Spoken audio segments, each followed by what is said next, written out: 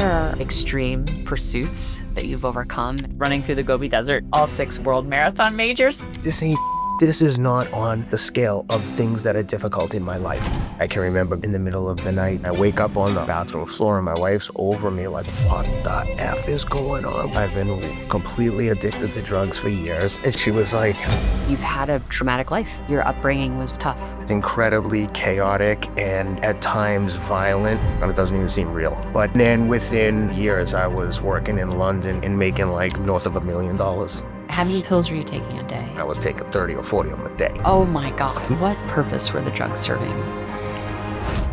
I would never be like, oh, I can't wait to get high and have fun. It was well past fun. I was anxious and I was insecure and I had a lot of imposter syndrome. And at that point in my life, I was only taking them not to be sick. That was exactly the same time too that I started running. I'm like, I'm gonna run 10 miles every day, torturing myself. I'd be like, no, you deserve this, you piece of shit. Like, you're a loser and you deserve to die. Obviously, it wouldn't replace the high I would get from taking drugs, but it was the next best thing. My addiction story isn't the perfect recovery story, and I am a very average person. I just tried super hard. You epitomize kind of mental resilience, and you've developed a framework for yourself that has allowed you to change your whole mindset. Yeah, and I did this by... I am thrilled to have Ken Rideout, an elite endurance athlete, entrepreneur, new author, and my personal friend, join us on the episode of The Line. But before we get into our conversation, can you do just one thing? Just subscribe to our channel. It helps us grow and lets us know you want more episodes like this. Thank you so much. Ken Rideout. Yes.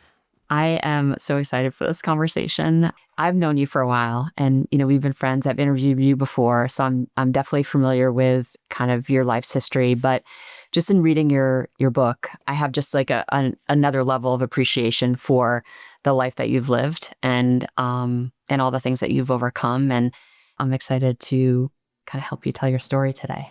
Well, I'm honored to be here. I was telling my wife that I was coming to talk to you, and I said, she knows that I'm a huge fan of yours. And I said, she's the unicorn. She goes, what do you mean? I go, she's incredibly fit. She's super smart and she's gorgeous.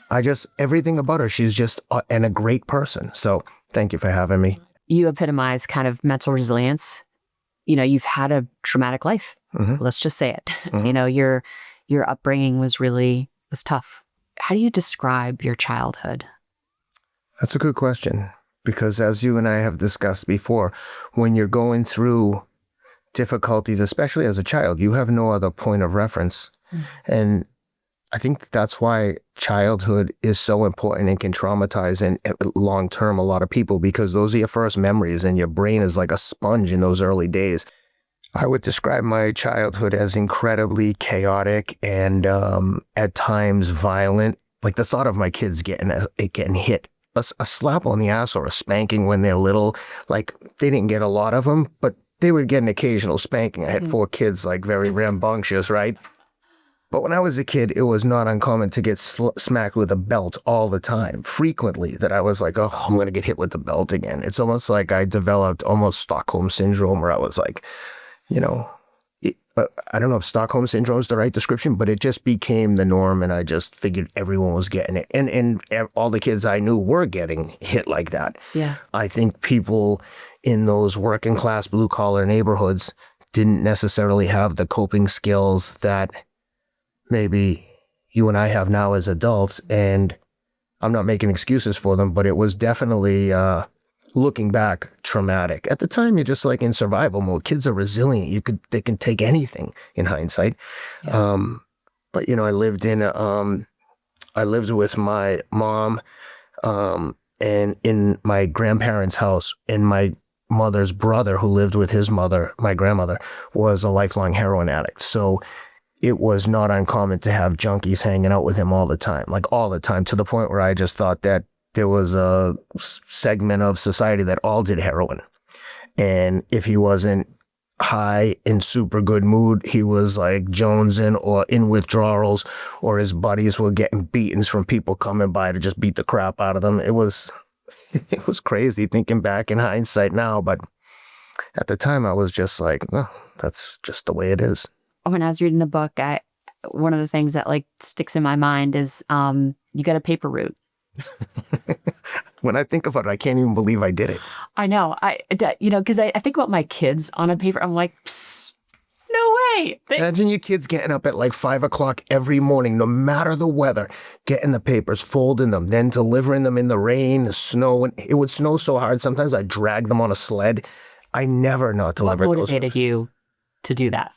I wish I could remember. I didn't know any other way. I was like, I want nice sneakers and I want stuff, and no one was going to give me anything in my house. Like my dad would provide basics like ice skates and hockey sticks and things. Your stepdad living with your mom. Yep. And your dad lived a couple towns. Correct. And my stepdad and mom I have a younger brother who's 8 years. I have a full brother who's 11 months younger, who's like a career criminal, in and out of prison, lifelong heroin addict. And then I have a younger brother who's a half brother who's 8 years younger. And my stepfather and mother had him. And then it was, from that time on, it was very awkward because they had like their family. And then I felt like it was like me and my brother were like bolted on. And my brother was a problem child. Yeah. He had like mental health issues that were never diagnosed. And it was just never went to school past 9th grade. So in addition to all the bullshit I was dealing with, I had my brother acting crazy, fighting with everyone. Just always in fights, just an angry young kid with undiagnosed issues. And my stepfather, thinking back on it doesn't even seem real. I tell a story in the book where he got mad about something and locked my bike up one morning. And as crazy as it sounds, I figured out how to pick the lock. It was a key lock, and unlocked the bike, delivered the papers, and brought the bike back, locked it back up, went to school, and he never realized. He locked your bike to punish you. Yeah, he was like, you can walk now. There were other times where he wasn't just a monster. Like there were other times where he was kind, where he's like, hey, it's raining, I'll drive you around to deliver your papers. So it wasn't like just constant like abuse. He was just, he was a young guy from Alabama. It was crazy. You said it perfectly. I use this literally all the time to just help myself move through the day, but just knowing that just people don't have skills. They don't have the tools. That's right.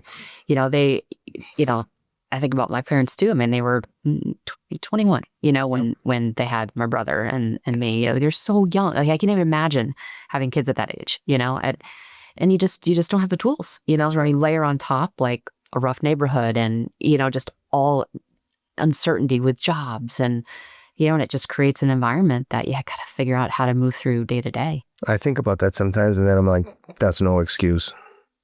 You're dealing with difficulties? Cool. That's not an excuse. Like, deal with it. Yeah. You just gave in. You took the easy way out. You took the path of least resistance every time and chose violence. Yeah. And now I've got to carry the effing damage. I know. So you end up at Framingham State College. You're playing hockey and football. Yeah. And this is where you got into drugs. Yes. That's when I started to realize, like, I was now living an adult life on my own and didn't have any adult skills. Like I hadn't been taught. I didn't have any examples of how to behave like an adult. Even through high school, no one in my house went to college. My brother didn't go to school past the 9th grade. No one was on me to like apply for college, make sure you're doing this. Like I did it all myself. I just, for whatever reason, I knew I didn't want to be there.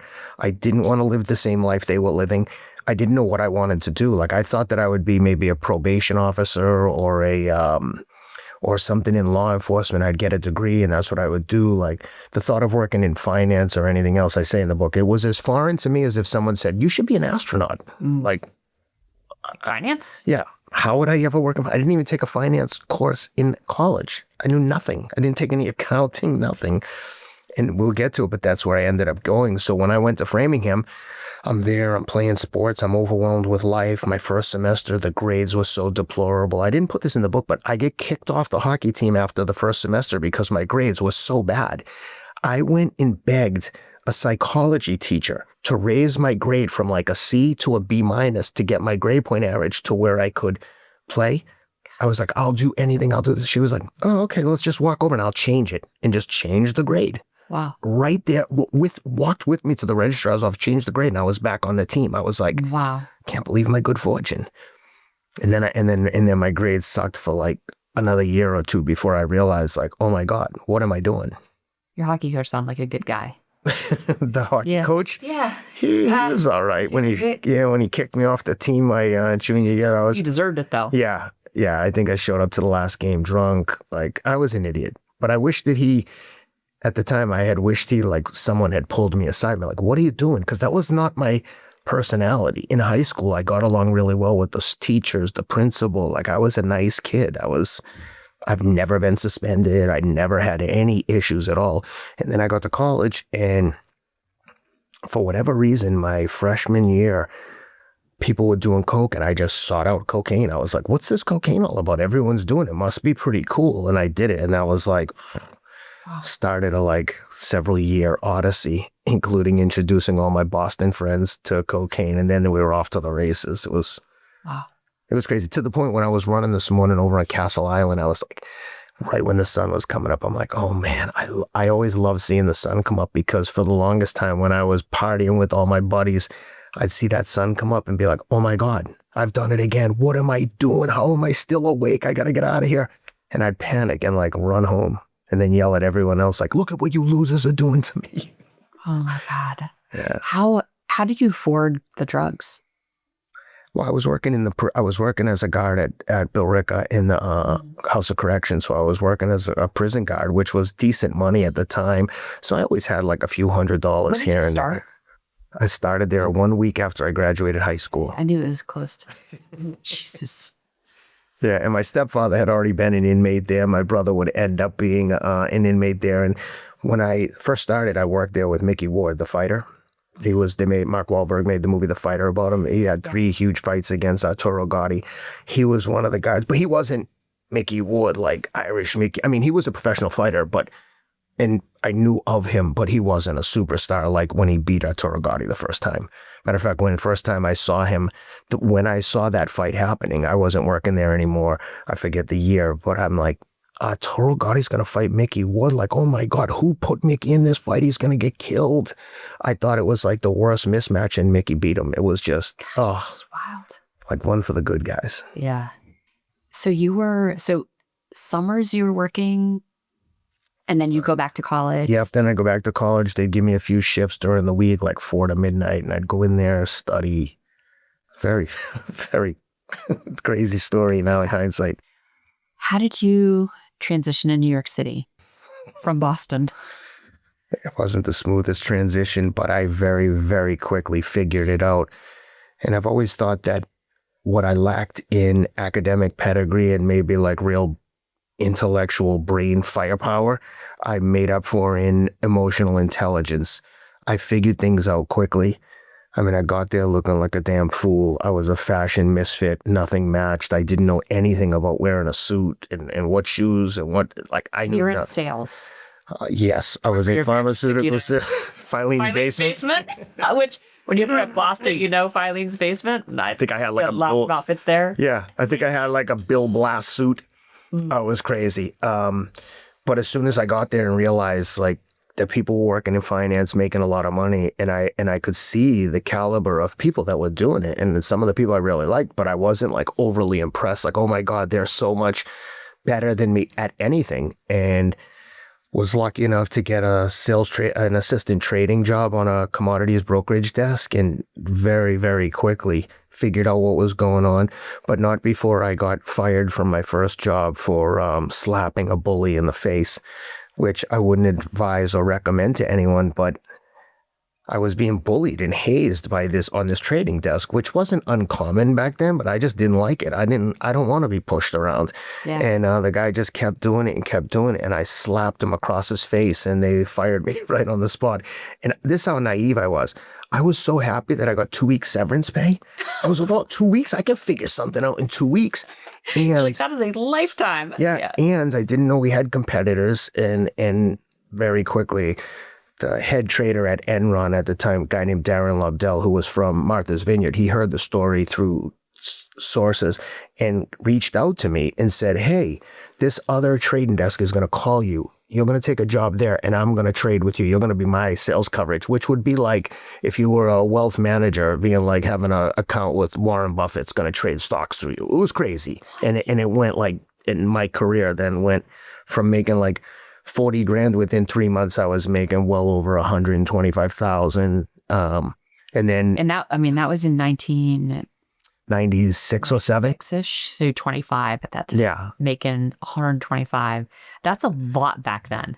I was only making 125 for a short period. It quickly went like through the roof. It once, when I slapped the guy, I was making 40 grand. When they hired me at the new place, I was making 80 grand. So that happened overnight. And then after a month or 1 to 3 months there, I forget what, they raised my salary to 125 grand, only because I was doing so much business. They were probably keeping all the business I was doing. They were like, we got to give him a raise before he figures it out. Yeah. And then within 1 or 2 years, I was working in London for Cantor Fitzgerald, running European commodity sales and trading, and making probably north of $1 million. Oh yeah, flying back and forth from New York to London on the Concorde. Every suit Armani. I mean, I looked like an idiot. I was just like an insecure child with a lot of money. I would just buy new suits. Even towels, I was like, what's the best towels in the world? Frette? Okay, I'm buying those. I had to have the best of everything. I was an idiot. I mean, it's embarrassing in hindsight. But that's what happened.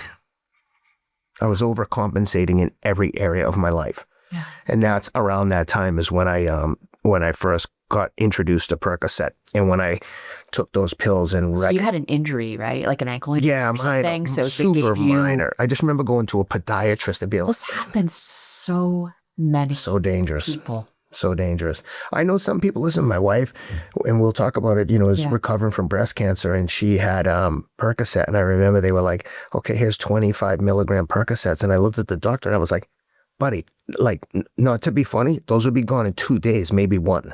I mean, when I was at the height of my addiction, I was taking 30 or 40 of them a day.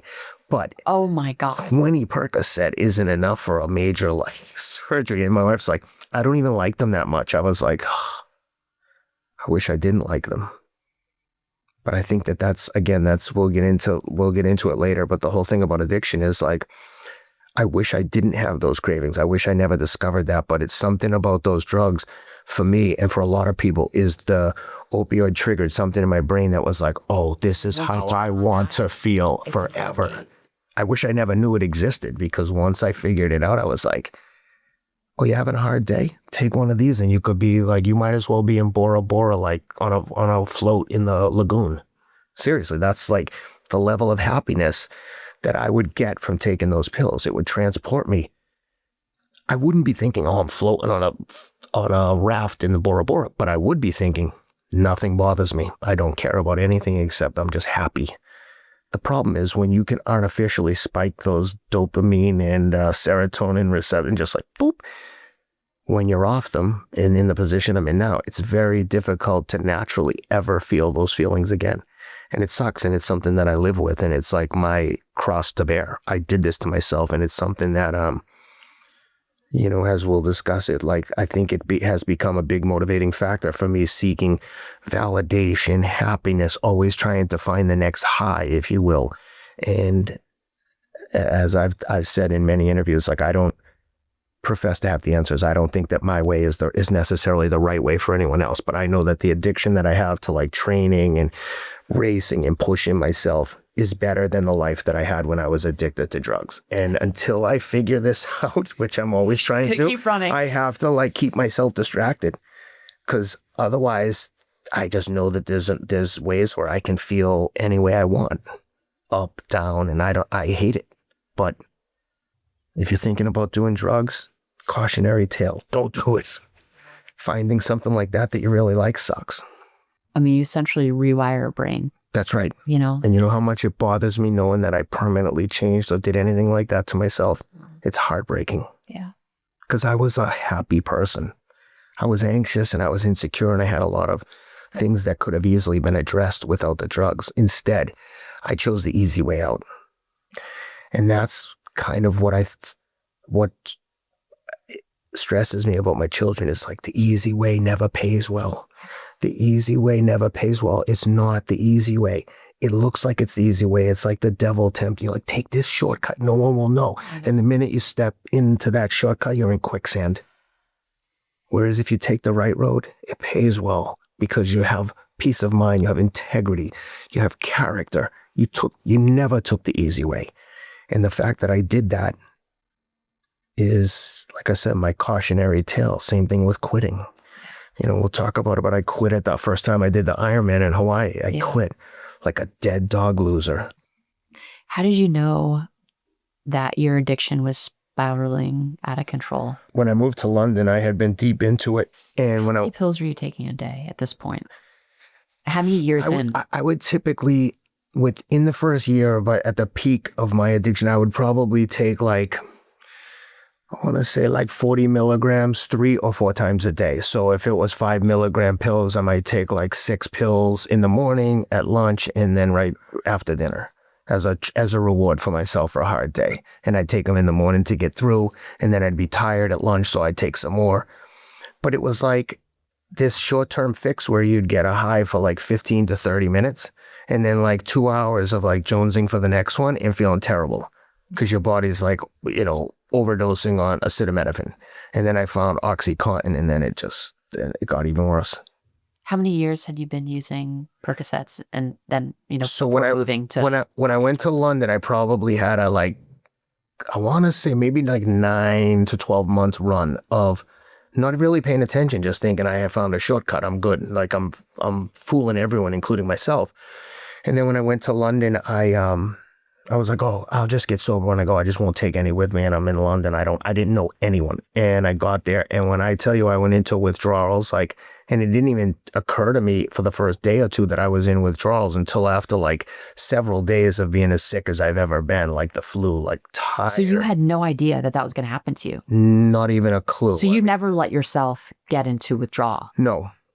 By the time that I had realized that I could get physically sick from not taking them, I was too deep in it. So initially maybe I would get 7 to 10 a week, and I'd take them in a day or two and be high in the evening, never at work. And then once I started taking them in the morning, it was lights out.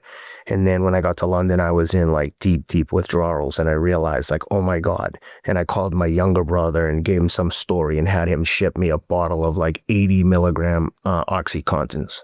And then once I got them, I was like, all right, now I got to figure out how to find them here. Because now I'm like, okay, I'm addicted to these things. And I could have just gone through the withdrawals and been done with it. But like a true addict, I was like, oh no, if I can quit. I mean, I got through it. It wasn't that bad. I can do it again. And then I probably did another year like that before I then white knuckled it and went to NA meeting, Narcotics Anonymous meetings in London, and got sober for the first time. What purpose were the drugs serving you at the time? They were alleviating all of my imposter syndrome, fraud complex, social anxiety. They made me feel overly confident, I belonged there working in finance. I mean, I had a sociology degree from Framingham State. I always had, and I was an insecure kid, coming from where I came from, just with my academic and personal pedigree. I was I'm not really supposed to be here. They're going to figure out that I'm a fraud.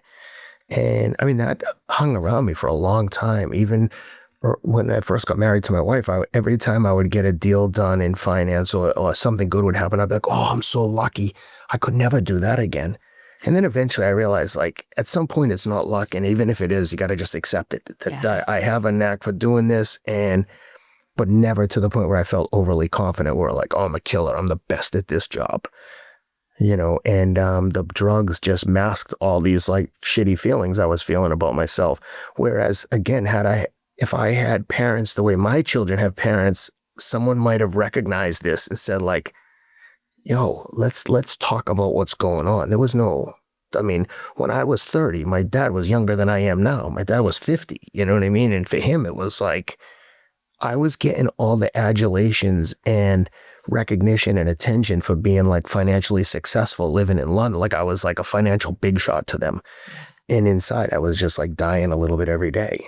And it was so unnecessary. I just didn't have the tools to cope with it. And again, I don't make excuses. I take full responsibility. I'm an idiot. I did this to myself. And I hope by sharing the story, and again, the same thing with the book, what I hope is that people see this and recognize I'm no different than anyone else. I'm no better or no worse than anyone else who's going through any kind of bullshit in their lives.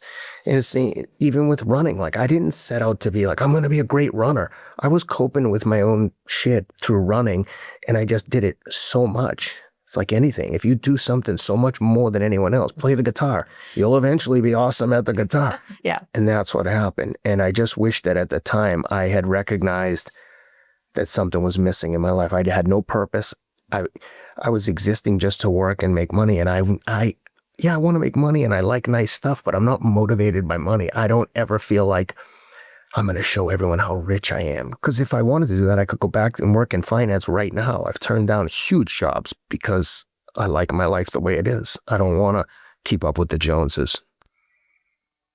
Having money isn't the answer. I was poor and then I made a lot of money and got whacked out on drugs to hide all the other shit that I was running from. Did you have to tell your employer when you went into rehab? No, I never went. I never went to rehab. Okay. When I was in London, the first time when I went through withdrawals and got sober, I just was called in sick to work several days in a row. And then I would show up and just be sick. And then I would make up excuses. I'm just sick. And then after a week, you're at least alive. Yeah.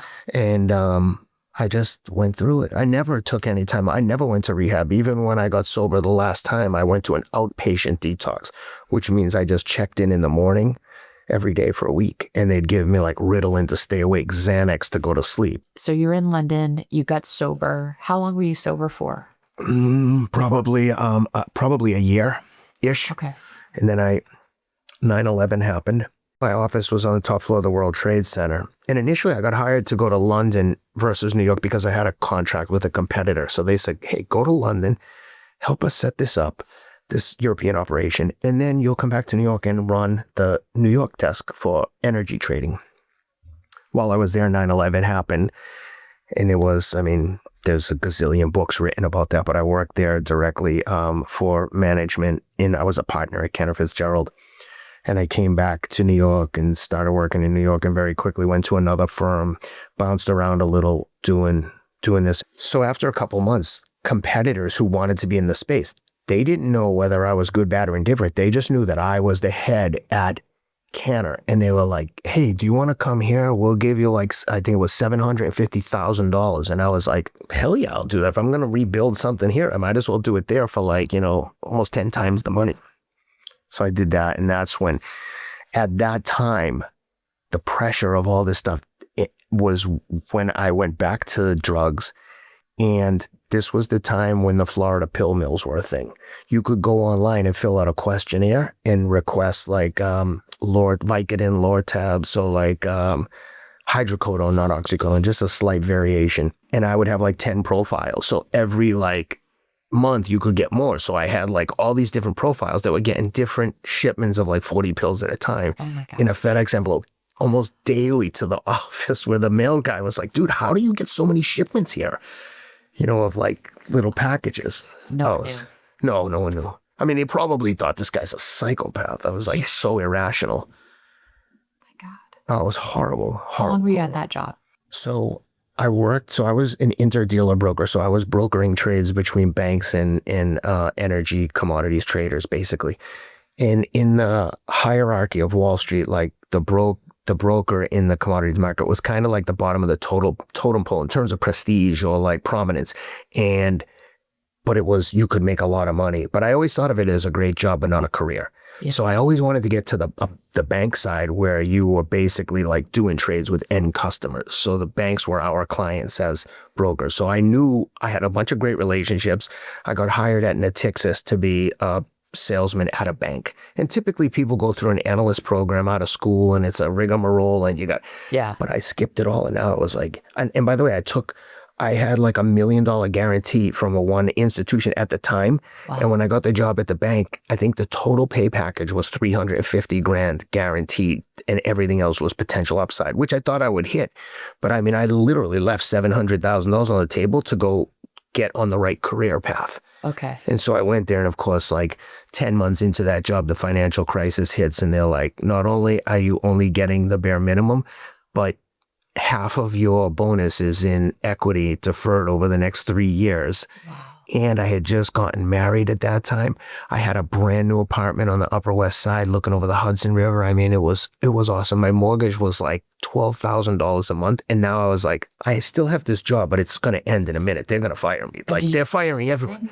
I mean, I had a little money saved, but I'm like, I mean, I'm going to be out of money. I'm going to go broke. My house was going to get foreclosed. And it was like, oh, it was horrible. I read in your book, like kind of that moment where you were in the adoption process and you found out you were getting a daughter from Ethiopia. And you came to the realization that you had to go to Ethiopia to pick her up, obviously. That's right. And you needed enough pills. That's right. And I was using Subutex at the time. So I would be on Subutex for a month or two, then back on Percocets. Subutex is to block? Yes, it's an opioid blocker. Right. But it still kind of makes you a little bit high. Like if a straight person took it, you wouldn't feel good. It's like methadone. It's just like... It's to reduce the craving. It's to reduce cravings and reduce withdrawals. It's kind of what GLP-1s do for food. Is just a little bit. Yeah. But it's highly, highly addictive. I know people that have been on Subutex for like years, and it's meant to be like 1 to 2 weeks. And I was abusing that because when I would take that, I wouldn't crave the pills, but it would just be a very, very small amount. Even when I told the detox joint that I'm only taking like less than 1 milligram a day, and they're like, "Oh, this should be easy." I'm like, no. I've been trying to get off this on and off for years. It almost has like a, whatever the mechanism to attach to like the opioid receptors in your brain was almost more binding than the opioid. So it was a longer, more drawn out withdrawal. So when around this time, I said to myself, because my wife didn't know the extent of my addiction, she had found pills and stuff. And I'm like, what are you doing? But she was very straight-laced person, had never done drugs in her life. So I go to the outpatient detox and I'm going through, you check in every day. They give me Ritalin in the morning. Here's some Xanax at night. And you have to go every day because, like any junkie, they're not going to give you a week's worth of these drugs. So I'd go there and it'd be mortifying. I'd be like, in withdrawals from the Subutex. So I'm sick. I'm going into this outpatient detox and all these other street people are there. It was just like such a kick up the ass. And it was such a reminder of like, you deserve this. This is your penance. And, I'm going through the withdrawals for like 3 or 4 days in. And once I get to 7 days clean with no Subutex, they can give me another drug called Vivitrol, which is an opioid blocker that attaches to all the opioid receptors in your brain and none of them affect it. And it doesn't get you high. So it's basically like a self-policing mechanism. And it's a extended release injection that you get in your glute, like a big, thick, viscous, huge shot. Just looking at it, I'm like, you're going to inject all of that into my muscle? Like, is it going to cause damage? It didn't seem possible. Right. So I knew I could get the 7 days, I could get this miracle drug. Jeez. And, like 3 or 4 days in, I must have woken up in the middle of the night to, pee. And next thing I know, I must have blacked out, and I wake up on the bathroom floor and my wife's over me like, what the F is going on? What is happening? And I was just like, my head was spinning and I was like, I was home free. I was only like 48, 72 hours to the finish line. And I thought I was free of everything. And I just like either in a moment of weakness or strength said, here's what's going on. I've been completely addicted to drugs for years. She had no idea. Not to this extent. She knew I was like deviant and like always doing up to something. She'd always go, what are you doing? And I'm like, oh, no, nothing. And just, like I was just looking at her and looking at the balcony and thinking like, I'm just going to end my life because I can't live like this anymore. I don't want to be alive like this. I'm not a loser and I'm behaving like a loser and I can't seem to control it. And it was devastating me. And obviously I didn't jump off the balcony, but I told her everything. And rather than her like, wanting to kill me and throw me off the balcony herself, she was like, okay, so what do we have to do? How can we fix it? And then I just told her what was going on. I'm like, I just have to get through the next few days. And would you be the first person that you've like really told? Other than my other junkie friends like and AA, NA people, but no, I didn't even tell, like, it's not the kind of drug that you would tell your friends, like, hey, let's score some pills and have fun together. You'd want to be alone. Yes, you do it by yourself. Yeah, and hide. And at that point in my life, I was only taking them not to be sick. It was not like, I would never be like, oh, I can't wait to get high and have fun. Yeah. It was, you're just trying to stay. It was well past fun. Yeah. It was like, I can't deal with what's happening right now. I need relief. And that was exactly the same time too that I started running. I had been running and training while I was on the Subutex and swimming a little bit at the New York Athletic Club. So I had started to get introduced, but I also wanted to start being competitive. And I knew that this would never allow me to be competitive. So I started running a lot during that week. And that's when I started like the 10 miles a day. In So you addition just to, went on a treadmill and just... no, I went out in you're Central outside. Park, Yeah. torturing myself. I was like, wanted to die. I was, one minute I'd be scorching hot, overheating. The next minute I'd be like freezing cold, shivering while I'm running. And So you're just kind of going through withdrawal as you're running. yeah, and torturing myself. I'd be like, no, you deserve this, you piece of shit. Like, you're a loser and you deserve to die. So if you're going to drop dead, like, do it out here, like, on your, by your own, like, doing, rather than curled up in the apartment, like, crying passively and feeling like a victim. I didn't want to be a victim. I was like, I did this and I'm going to fix this. And that's what I did. I just started running, and then the running just carried on. I was like, oh, I feel much better when I run. And then I'd do it again, and I'd be like, okay, I feel good for a little while. It was like, obviously it wouldn't replace the high I would get from taking drugs, but it was the next best thing. You get a runner's high. Definitely. So at least it's something. And a lot of times people are like, I don't ever feel good when I'm running. I'm like, okay, how do you feel 10 minutes after you finish? Damn good. No one ever went for a run. I was like, I regret that. A workout when it's done. For every day, I'm like, when I'm having a bad day, and even now, it's people like, oh, you must love it. It's easy for you. I'm like, no, it's work for me. Yes. Luckily, if you do it right, hopefully, if you do it right, you get faster, but you never feel like this is a walk in the park ever. And some days you have magical days where you're like, I feel fit, but you don't feel like, oh, this is easy work, blah, blah, blah. I'm just chit-chatting, hanging out. You get faster, but it's always a struggle. And when I finish those workouts, I'm always like, oh, I've done it. I've handled my responsibilities for the day. What year was this when you started really getting into running? This was the end of 2010 is when this whole incident took place. Then And you got your daughter. Then we traveled to Ethiopia, adopted so I went for a week. And were you sober when you were there? Yeah. I go for a week. We adopt her in the court. My wife then lives there for the next 2 months, and this was leading into, she came home on December 18th. So for Thanksgiving week, I went back, got deathly sick, got pneumonia while I was there. It was a nightmare. But while we were there the first week, my wife must have got pregnant the first week we went to get her. So when I went back the second time over Thanksgiving in 2010, I brought a pregnancy test. Now, she had been pregnant. We had gone through 7 rounds of in vitro. She had been pregnant 3 times and had miscarriages. So I bring the pregnancy test, but I wasn't optimistic. Was this natural? Yeah. And we had gone through everything, and then finally, naturally, she was just pregnant. So I went over there, and it sounds cliche that we adopted my daughter, and then, oh, all the anxiety went away and you got pregnant. If someone had told me that when we were going through it, I was like, science. There's no science behind that. I don't believe any of it. But that is what happened. And we were cautiously optimistic at that point. She came home on December 18th, went right straight to the doctors from the plane, took a blood test, pregnant, okay, ultrasound, okay, everything looks good, so far so good, but I was still like cautious. Then my son, Jack, who's 14 now, was due on Tensei's first birthday, and he was like 3 weeks early. So then literally the minute we got Tensei, my wife was pregnant with Jack, and then before you know it, we went from no kids to 2 kids in less than a year.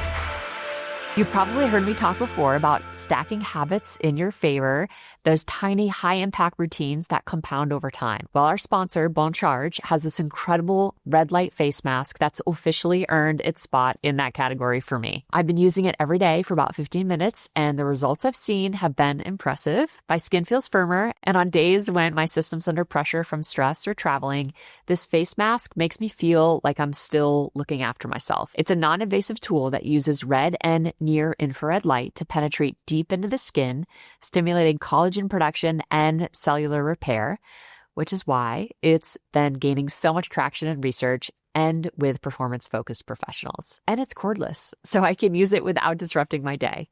For me, using a product like this is about building recovery into everything that I do. Try it yourself by visiting boncharge.com/Kristen and use code Kristen for 15% off. This discount applies site-wide. You'll also get free shipping and a 1-year warranty. Gosh, so things are looking up. Yeah. Life is better. Yep. Life got better quickly. I started running, doing the Ironman in Hawaii. And that's when I was telling you, I'd done some triathlons, and I was like, Okay, what's the best triathlon? What's the hardest? Ironman in Hawaii and Kona. Okay, that's what I'm going to do. And I set that as a goal. And I got there and so much emphasis was on just qualifying that I took for granted that it was just, I still had to do the race. And, racing in Hawaii in the middle of the day, people always like, it was so hot and windy in Hawaii. I'm like, yeah, same thing every year. It's like, that's what you get. It's like being like, oh, I did the swim and I got all wet. Like, yeah, that's what happens. And I got out onto the run and was having a shitty day. I have a video of me quitting on the run as I'm running up to my wife. She's recording and I'm like, the first ones you did? The first one This is in Kona. Your first one in Kona. I'm running and my wife's on the side of the road and she's recording and I'm going like this, cut, turn the camera off, cut, I'm quitting. I can't do it. And she's like, what? What stage were you? I was like 3 or 4 miles into the marathon. So you finished it, swim, run, bike? Swim 2.5 miles in the ocean. Then you bike. So you finished that? Yep. Then you bike 112 miles. Oh my God. Which is much harder than it sounds. So I finished that and then you run a marathon. And I got like 3 or 4 miles into the marathon and decided I was not going to finish. It literally changed my life. How did it change your life? I just, the sting and pain that I felt from being a quitter still lives in me now. I'm like, I just don't want to feel that ever again. I'd rather be dead. That's how bad it was. I hated it. I hated knowing that I did that. I hated giving up on myself because that's basically what I had done with drugs my whole life is like always taking the easy way out, always looking for the shortcut. And no reason. I was just like, this is so hard. I'll come back. I justified everything. I'll come back next year and do it right. I'll do this. I'll do that. And the minute I started walking back to the transition area, I'm like, what the hell have I done? Recognizing no one cares about this. No one cares that Ken Rideout quit the Ironman in Hawaii. Like I could have said anything. I hurt my ankle. I did this. But I would be lying to myself and everyone else. Learn from my mistakes. That's what I tell the kids. Like, I've been alive 54 years. You should say, Dad, what happened when you did this? I know. I've done everything you've done. There's nothing you're going to do that I haven't done. And I'm telling you, when you quit, it's so much harder than to keep going. I could have walked easily and finished it and been like, oh, I'm embarrassed, but I finished. Once I quit, I never get to live it down. I'll cry thinking about it. Yeah. There's no reason. I just gave up. But it reshaped the rest of my life and forced me to take a real hard look at myself and be like, if you're going to do something, do it and be a champion and let your actions tell everyone who you are. Yeah. I'm not a quitter. I'm a winner, whatever winning is to you. And winning doesn't have to mean winning races. It means get the best out of yourself. Yeah. Maybe your goal is to just finish a race, so you finish. Yeah. I went back the following year and had a great race. And then I went back several years later and suffered like a dog and walked and I finished in 11 hours, but I was mortified, but not as badly as I was when I quit. Yeah. That's really the premise of the show, the line. It's building integrity within yourself. There's nothing really more important than that. The only opinion of you that should matter is your own. Because you have to live with you every day. Yeah. Did you use again after that? Yeah, my addiction story, unfortunately, isn't the perfect recovery story. And I think that's why I think the book is relevant for a lot of people because nothing in there is perfect. It's like real life. And I remember our last interview, you had recently relapsed. Yeah. I have I had little blips here and there over the last several years, but maybe a day or two, not weeks at a time, because I also have accountability and people around me watching me. I couldn't, if anything deviates in my personality right now, my children will pick up on it like this. Yeah. Like the dogs, they have this sense of if I'm angry, the dogs will not come near me. When I'm in a good mood, they're jumping all over me. And it's I don't say or do anything. They can just tell. Yeah. And it's just, I'm not perfect. I'm just me. And I think that's one of the messages of the book is you don't have to be perfect, but you do have to take accountability and be honest with yourself and recognize wins and losses and not try to sugarcoat and bullshit your way through it because you're not fooling anyone. Yeah. We're all the same. Everyone's going through the same struggles. When you've relapsed, what's the pain that you feel? What are you trying to solve inside you? Typically when I have relapsed and used pills in particular, it's usually something is going on that's so painful emotionally that I just can't cope. And to be honest with you, luckily now living in Nashville, like I don't know drug dealers in Nashville. If I were in New York or Boston, no problem. I had doctors and drug dealers and people I know. But now being so vocal and being outspoken and about sobriety, like I could never call someone and be like, hey, can you get me this or that? They'd be like, what? Yeah. This is your whole like life has turned around from not doing this. Why would you ever do that again? So the accessibility is a big factor now. I've put myself in a position to win and tried to distance myself from everything that could distract from what I'm trying to do. But every time that I've relapsed, it's never been about, I just want to get high or just want to have fun. It's usually like, I can't deal with the pain that I'm feeling right now. Yeah. Emotional pain, which is far worse than everything else. What's that pain? It's just inescapable, like sadness, anxiety. A lot of it is like soul crushing depression, but not like clinical depression where I'm like, I'm in a rut and I can't get out of it. It's like some sort of temporary dark hole I'm in. That's the thing. Like I'm not like right now. I'm happy to be alive, but there are times when things get going rough. I don't cope with emotional adversity well. Yeah. I like immediately revert into myself and get quiet and shut off. And I do that to my wife a lot when we're having disagreements. I'm just like, I can't. I'm not good at arguing. Yeah. And so I just shut off and it becomes standoffish. And even when I'm doing it, I realize like this is so childish, but I don't have the tools in the moment to like express myself without seeming angry or defensive.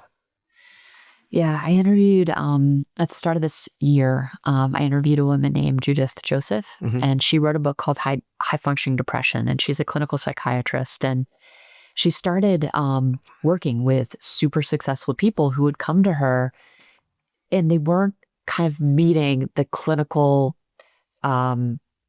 criteria for depression, but just had this really difficult time regulating emotions, difficult time feeling joy.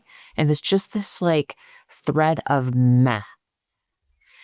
And trying to fill that meh with busyness and distraction and work and, all the things that externally get rewarded, but inside you feel like you are just totally void of being able to feel any level of joy. That's pretty accurate. It's called high functioning depression. And does she prescribe medicine for that?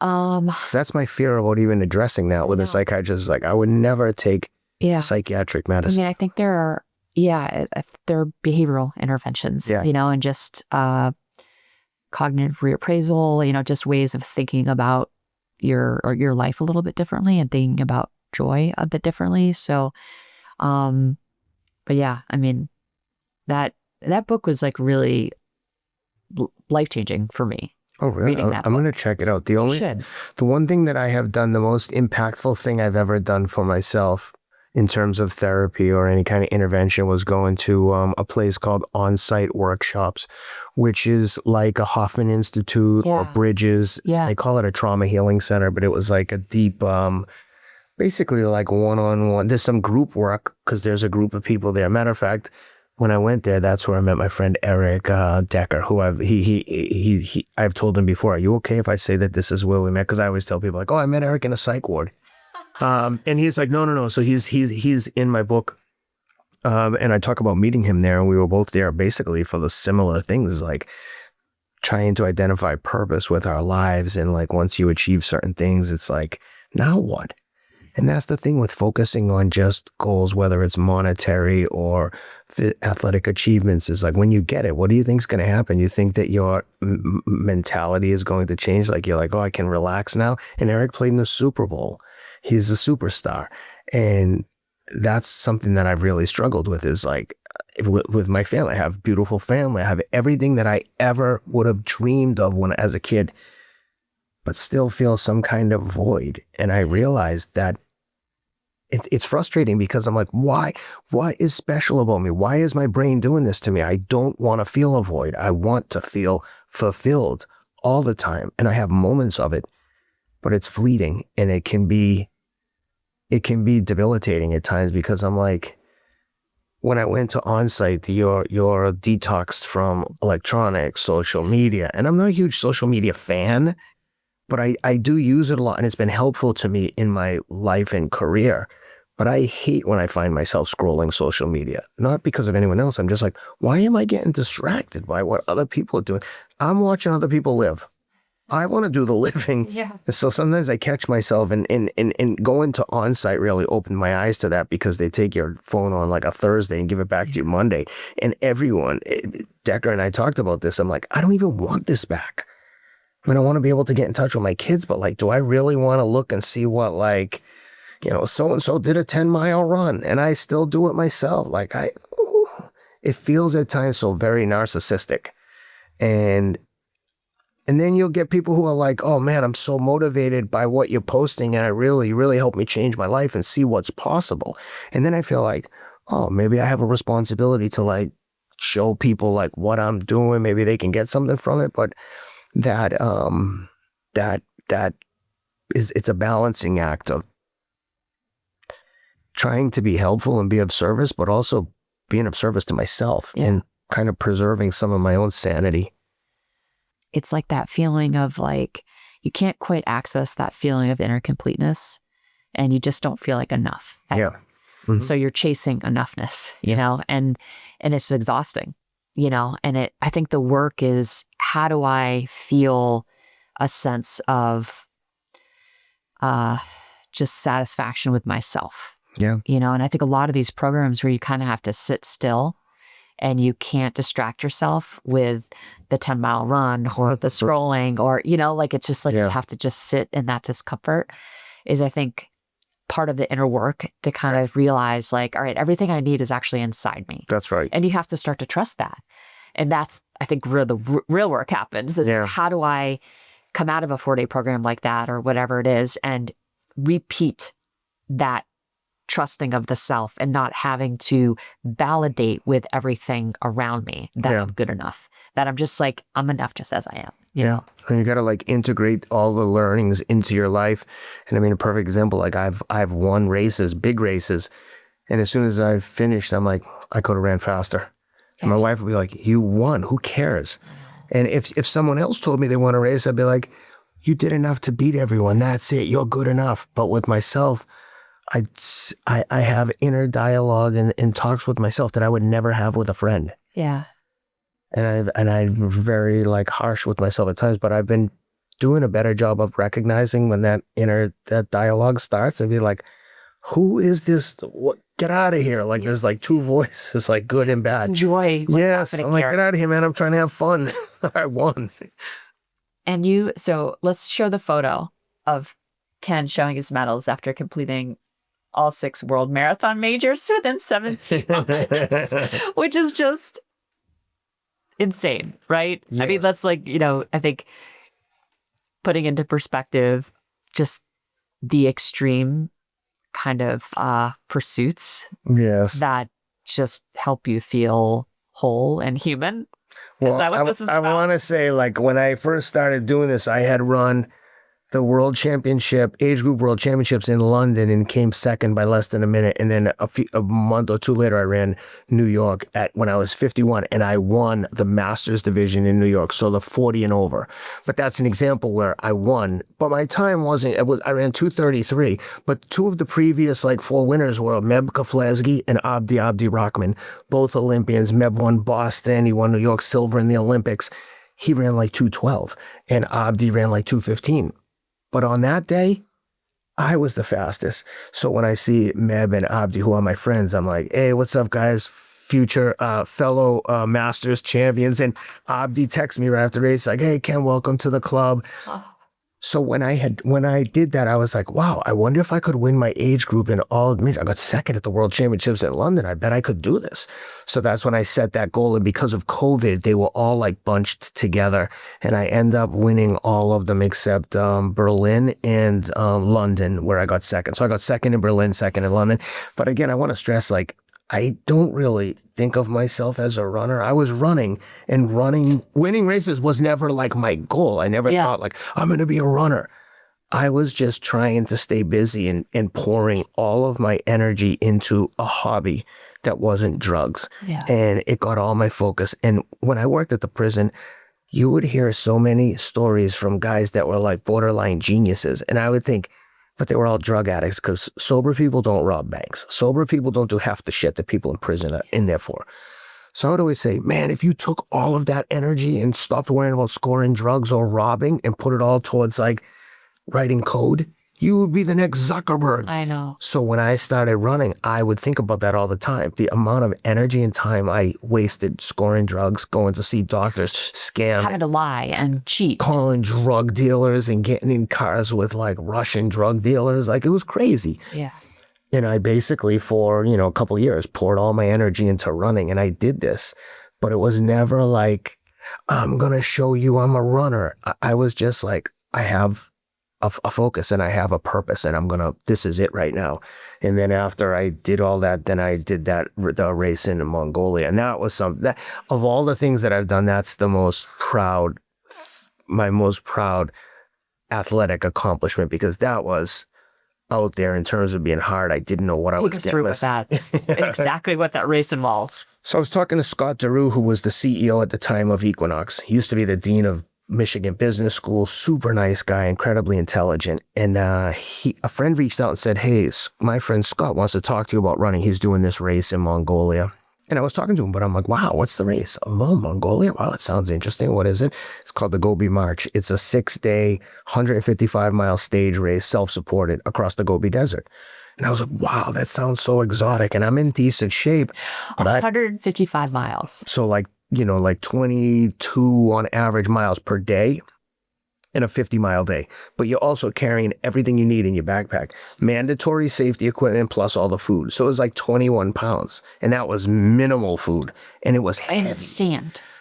In sand, no roads at all. Wind. Nothing. And you're outside the whole time. No shower. And they provide tents and water. So he was talking to me, and I said to him just on a whim, I'm like, dude, I bet you I could kill everyone there. I bet I could win that race. And he kind of chuckled and was like, have you ever done an ultramarathon? I'm like, no. What about like camping? Do you know like about mountain climbing or camping or any experience? I'm like, no, I don't even have a backpack. Not that kind of backpack. So he was like, you should do it. So I emailed the race director, and it was sold out for like a year in advance. And they were like, oh, we'd love to have you. Come on. So they let me in, and now it was in 4 weeks. So I ordered a couple of different backpacks, and I loaded them up. You had 4 weeks to prepare. Yeah, but I mean, I was in shape. Yeah, I was like, but you're running. I always preach at like stay ready, don't get ready. This level, yeah.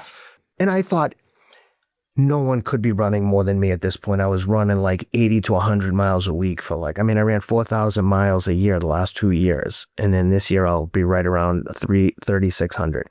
And I put towels and bottled water in the backpack and packed it with 20 pounds.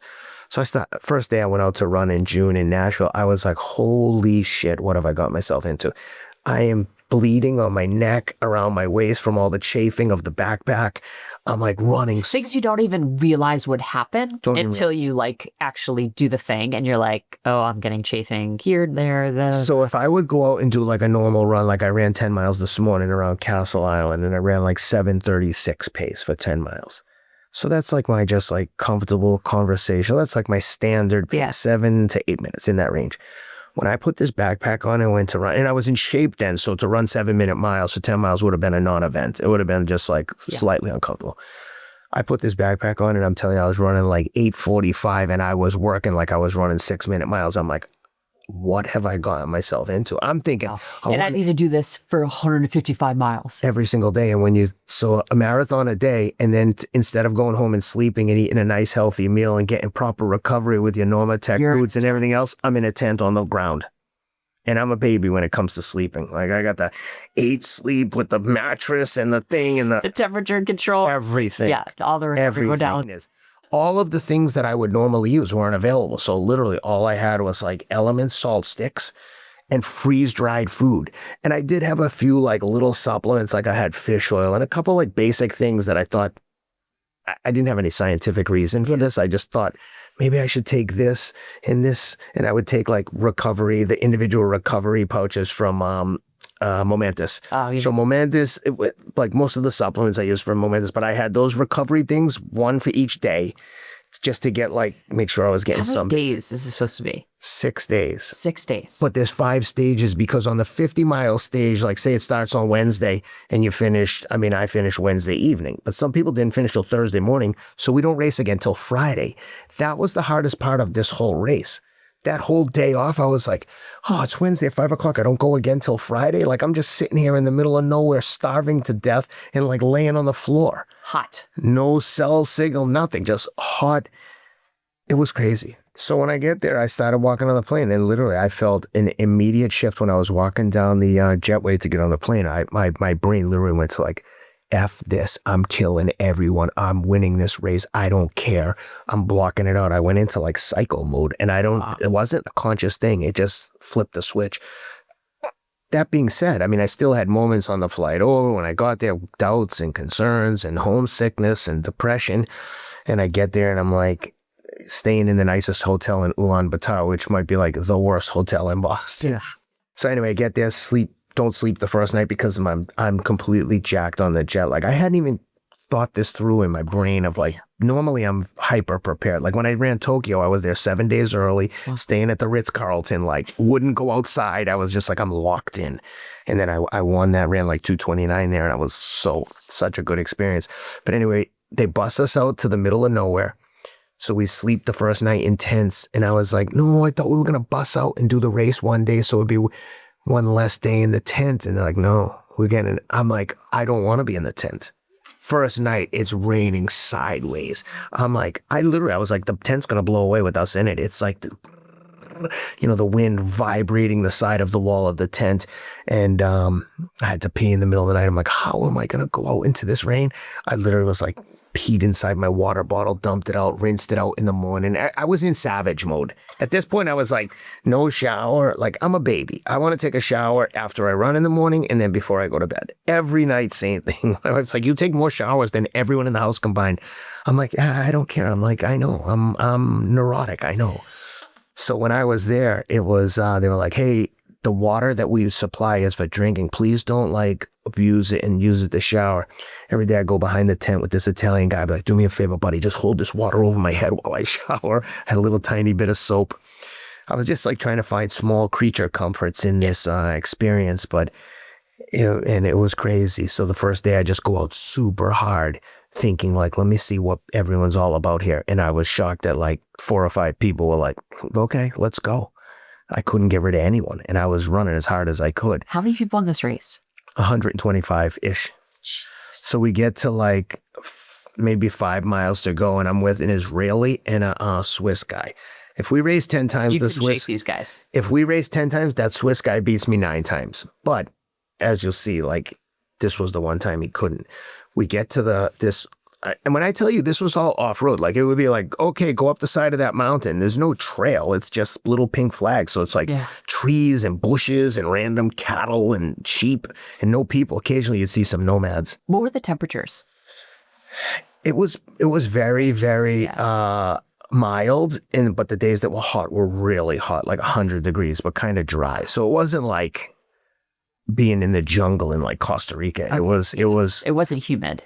No, it was arid, arid, definitely. Yeah. And so the first day, those 2 guys, we get to the side of a mountain, and the Israeli and the Swiss guy were like, later, took out their poles. I didn't have poles, and they just ran away from me. So then we're finishing. So you didn't know to have poles? I knew you could bring them, but I'm like, I don't need poles. I was living in LA in the Pacific Palisades. So I did all my training in the mountains, in the Santa Monica Mountains. So I would, on a 10-mile run, I'd get 1,400 feet of elevation gain every day. That was my run. So it was mountains. Huh. And so then with like a mile to go, we run through this like riverbed, and it's a dry riverbed. but it's like crusted mud on top. And then when you step in it, I fell down like 3 times. Now I'm covered in mud. But I'm thinking, if I'm struggling like this, what's the rest of this field going to look like? Seriously. People came in covered head to toe with mud. And at that time, an Italian kid ran right past me like, ciao. And I'm like, you son of a bitch. I'm like, I'm going to have to like kill myself to try to finish in the top 3. And then every day was a little different. The second day, I killed everyone the second day because I was more conservative, but I fell down, ripped my backpack apart, busted my elbow open. I was like bleeding everywhere. Oh my gosh. I was a mess. After that second day, I'm like, I'm going to die.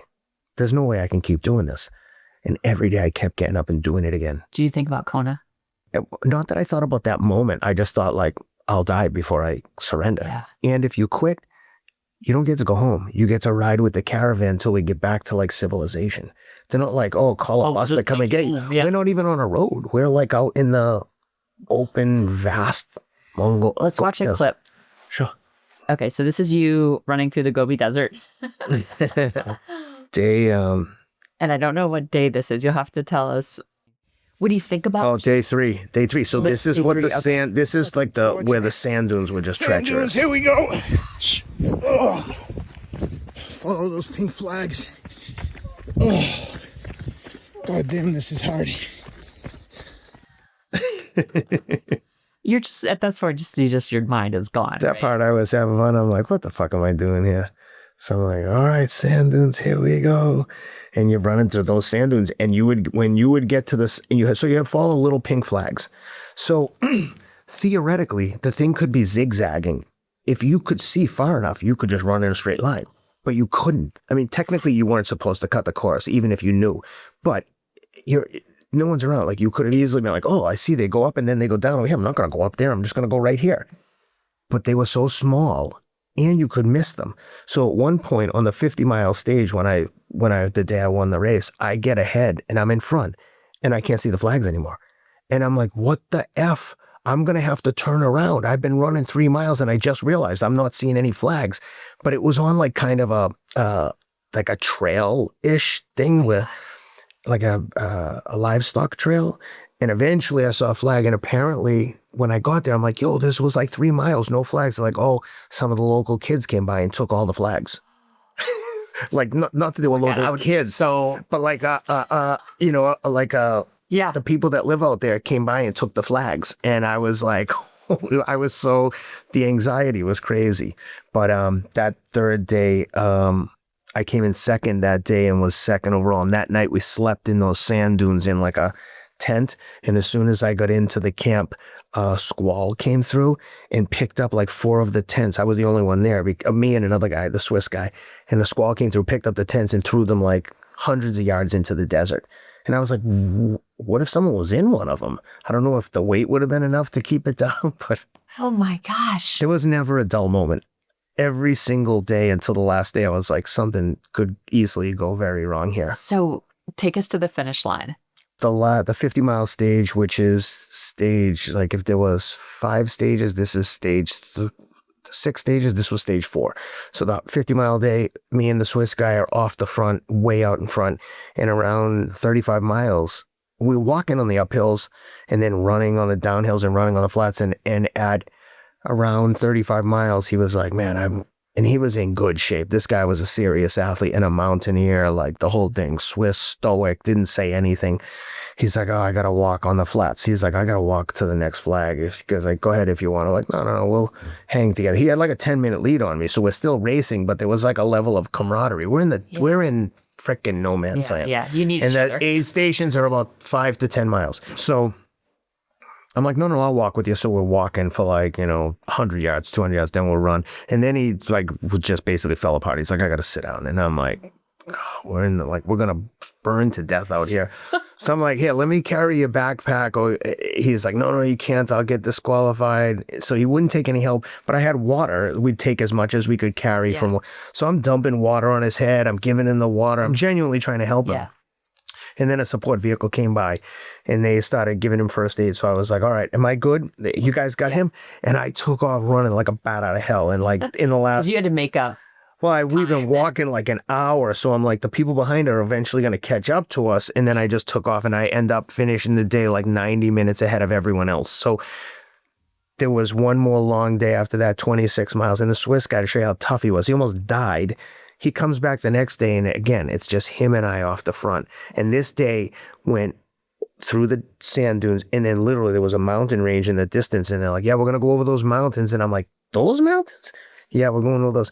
It literally, the terrain in Mongolia went from like rolling pastures and fields to sand dunes to like alpine terrain. Like it looked like Switzerland, pine trees and mountains. It was gorgeous. And then finishes down we run down the steep mountain, and then the road there's like a trail that winds along the side of like a roaring river. And then there was a long ass rope across the river, and they were like, we had to cross the river, and that was the finish line. So the rope's there, and I'm like, I don't need a rope. I'm just going to walk. The water is probably waist deep and cold coming off the mountains.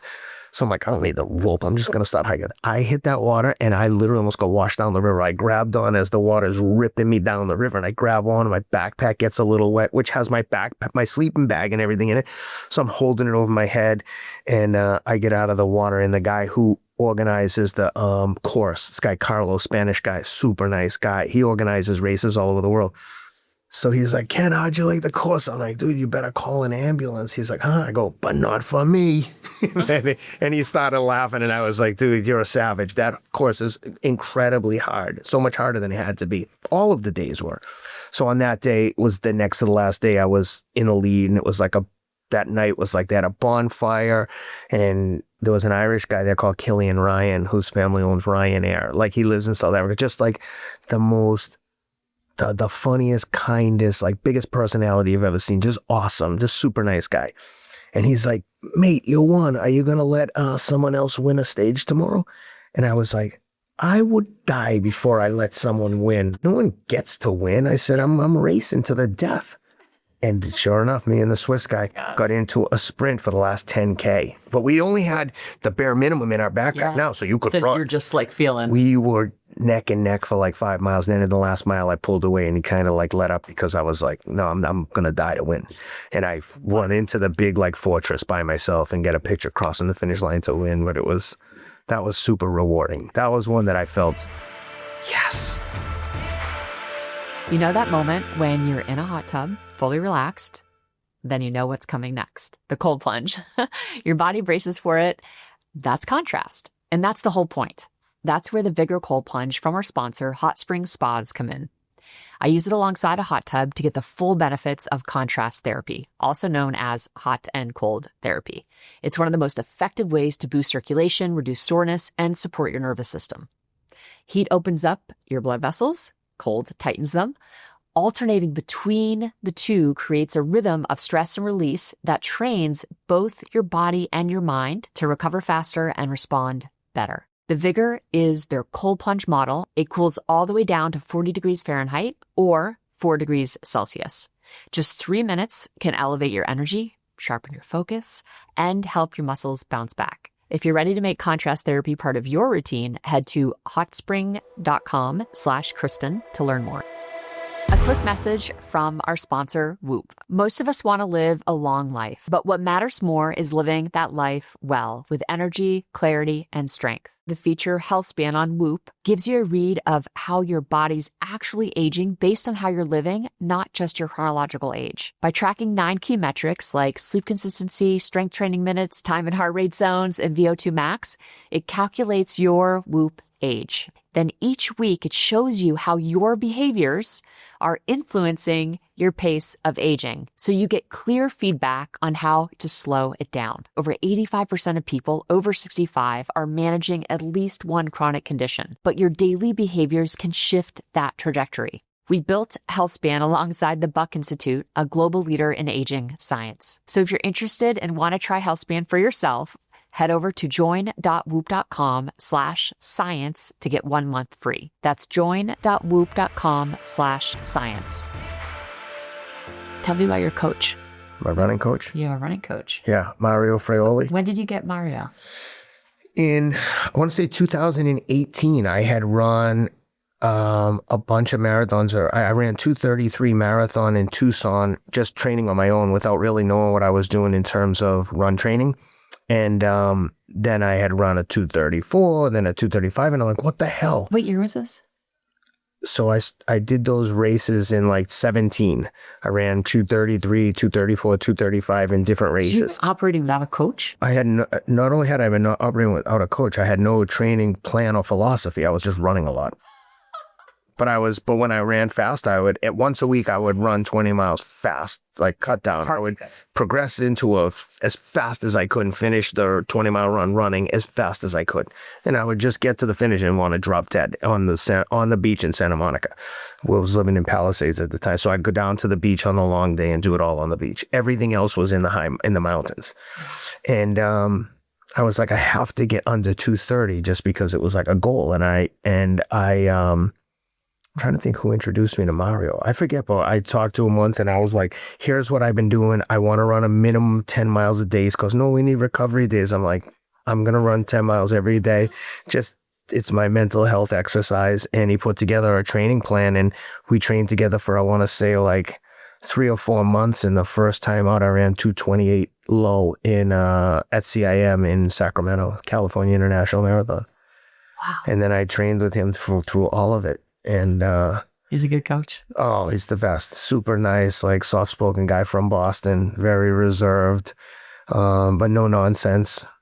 Just an awesome guy. He would give me the training plan, and we worked together. It's like, it's like when anytime you have a coach, it's like a roadmap. Here's how you get there. Oh, that day there was a breakdown over here, so I took this road. Like, once occasionally, or I'd go out to do a workout and I'd be like, dude, I couldn't do the workout. I felt terrible. Because there's a difference between running and working out. I tried to explain that to people when they're like, oh, I don't want to run with you. I'm like, I'm running. I'm just jogging. If I was going to do a workout, I'd say, oh, hey, I'm going to do 5 by 5 miles at 5:20 pace. If you want to join me, cool, but that's what I'm going to do, and I'm not going to wait for anyone. Or if you drop me, I'm going to do what I'm going to do. Yeah. So... yeah, Mario has like changed everything and like applied some like actual science and philosophy into my training and really like dialed it in. How do you think about recovery? I know that I don't do enough of it, and it becomes more emphasized, my lack of recovery as I've gotten older. It's becoming almost impossible now to really recover. And I haven't done any races in a couple of years outside of like one-offs here and there, just because I've been struggling, to be honest with you. I've got to rethink like how I'm training, because it's a hard pill to swallow to be like, I think age is catching up to me. Yeah. But at the same time, I also am not a moron. Like, I realize like I can only do so much, and at some point it feels like it's counterproductive. Yeah. So I think I'm going to get to the end of the year. I got a couple more weeks, and then I'm going to like reassess. I told you I did some Hyrox races in the last couple of years, and I'll tell you what, if you want to be fit and you want to get the most bang for your buck, Hyrox is where it's at. Yeah. And the people that run it, they're just awesome people. Constantine, there's a guy, Dougie Gremmons, who does like marketing and stuff. They're super nice guys. They've been done a phenomenal job. Incredible. Their growth has been just insane. Incredible. And unlike CrossFit, there's no real barrier to entry. You don't have to do handstands and clean and jerk. It's not and all all the this. gymnastics. Right. Like, I couldn't do a CrossFit race. I can't walk on my hands. I mean, I don't know how many muscle ups I can do too. I don't know. I mean, I can do a lot of pull-ups, but I've never tried to do muscle ups. I mean, I'm sure I could train myself to do some. It's very technical. Like very moves, very. And but Hyrox, anyone can do it. But I will tell you, I've done the pro race a couple times. The pro division, those weights are effing heavy. Yeah. Like 100 meters of lunges with a 70-pound sandbag. You get like 30 meters into that thing, your legs are screaming. And then you drop it, and now you got to sprint for half a mile, 1K. It's serious challenge. Yeah.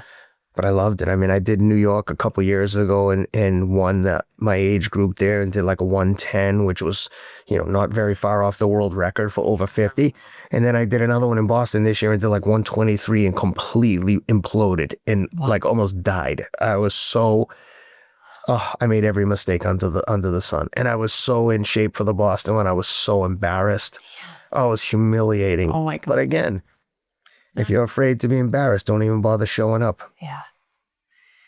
I think unsolicited advice. I feel like if you figured out the recovery piece, you'd be right back. Yeah. Yeah. Maybe I'll talk you into doing, you and I can team up for 26 and do a mixed doubles 50 and over. Oh my God, that would be so fun. Kill them. We would kill it. Well, we should win at all the age groups. We should. I was like, forget that. Like, that'd be super fun. When you look back on all of these experiences, these extreme events, what's the one thing that you feel like you can take away from it that would apply to someone else who's just thinking about their own life and how to get through things? What can you do if you try? Like, could you win Badwater? Could you win what's the long one in Colorado, the 100-mile? Could you win Leadville? You know what you can be guaranteed of? You ain't gonna win if you don't start. If you don't try, you won't win. I wanted to win, and I would tell myself all the bullshit that you would try to tell yourself, but I could have made a fool of myself. But I chose to like put myself in that position, and I was rewarded by winning. I mean, I did another one in Kenya last year and came in third, and I was so pissed off. But if you're afraid to fail, you never get to win. I tell my kids that when my son started jiu-jitsu and started wrestling, I said, buddy, if you're afraid to lose and afraid to get embarrassed, you're never going to get to be the champion, because in a sport like jiu-jitsu and wrestling, the only way to get better is to get beat up. No one gets through. No one avoids that difficulty.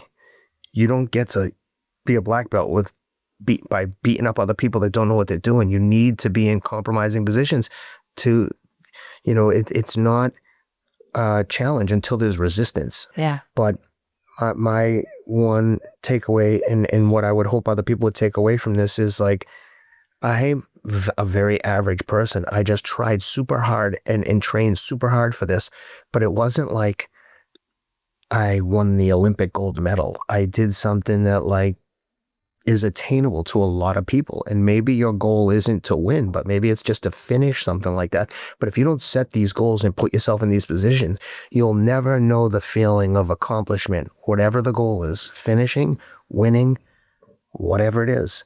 And I just hope people see that. And it's like, when I talk about these things, I always feel a little bit funny. Like, I don't want to be like, hey, look at me, look at everything I won. I did these things, but wasn't the takeaway, like that I won. The takeaway was all the things that I learned. And I mean that sincerely. It's like, it was an incredible experience, and I learned a lot about myself. But if I hadn't put myself out there with even the Ironman in Hawaii and quit, even the negative experience served me. The one other thing I'll say is, and it sounds very corny and cliche when people say, whatever doesn't kill you makes you stronger.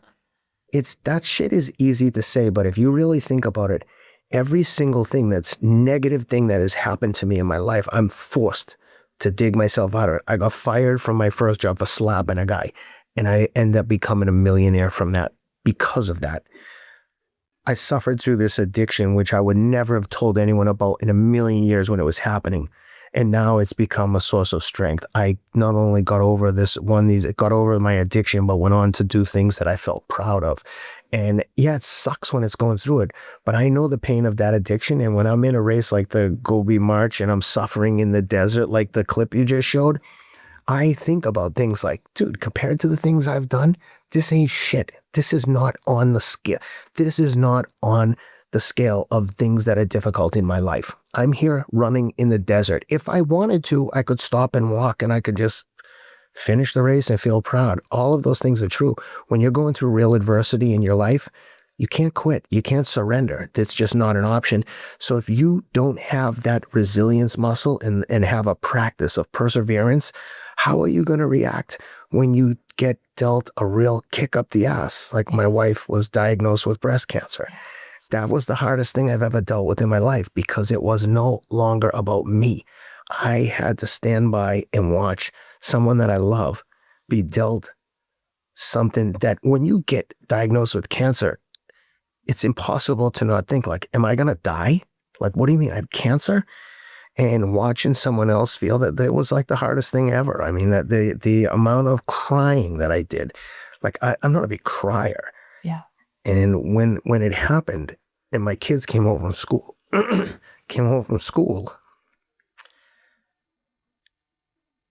the kids were like, what's wrong with mom?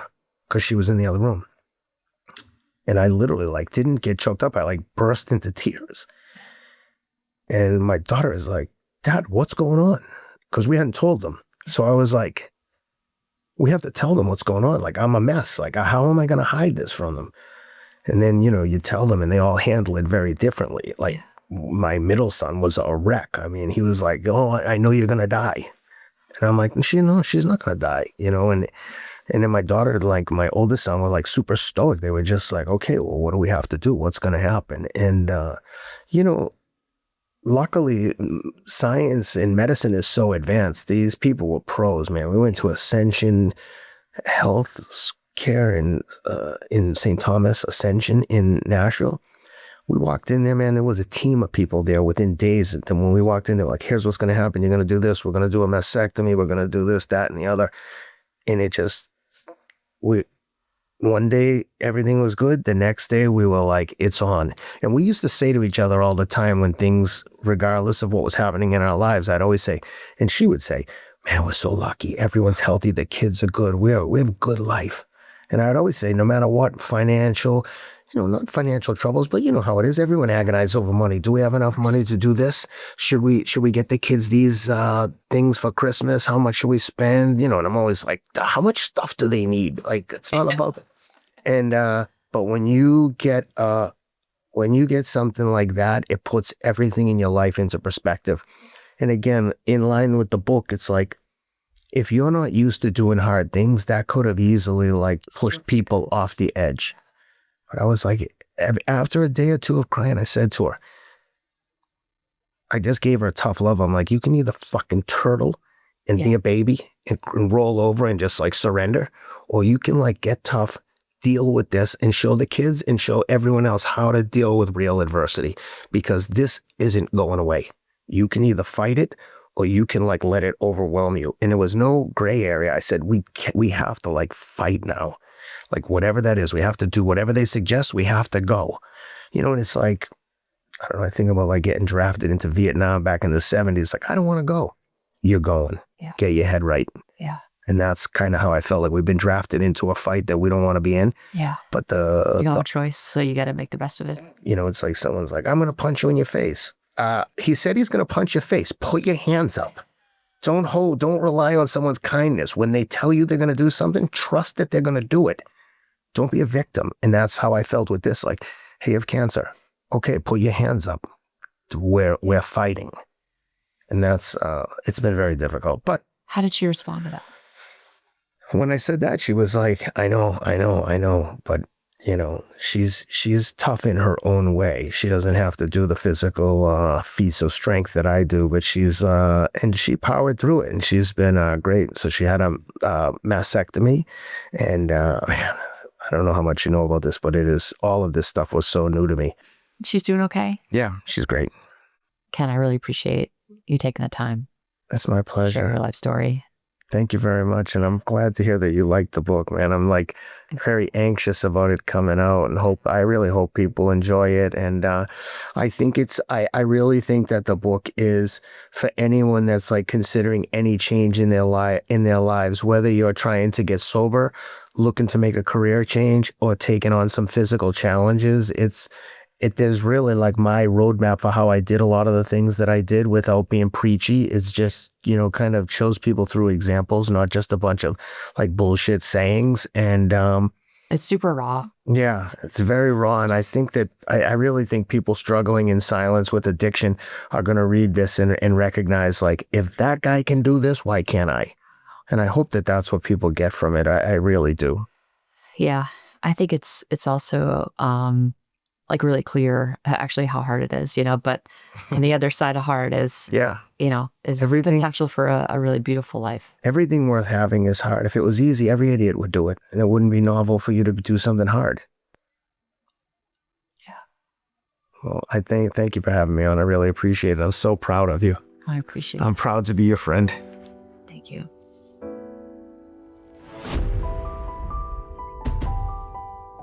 I mean, it's raw. And I mean, I think what I love and appreciate so much about Ken is like what you see is what you get. He is very comfortable like speaking the truth and speaking his mind. And I think what you get from that is just a lot of nuggets of wisdom. And I think just an appreciation for the range of human experience. You know, I mean, this is a guy who comes from a very dysfunctional home, so much childhood trauma, you know, and you see the repercussions of that. You know, he had a very troubled young adulthood and but has managed to get to the other side. And, you know, he's done that through, you know, running and ultra endurance events. And he kind of has found his niche in all of it and a way to cope. You know, but he talks about the ups and the downs and, you know, it's just things that we all experience, you know, but to have someone sit here and like talk so candidly about those experiences in a way that makes us realize that we're not alone, I think is really important and special.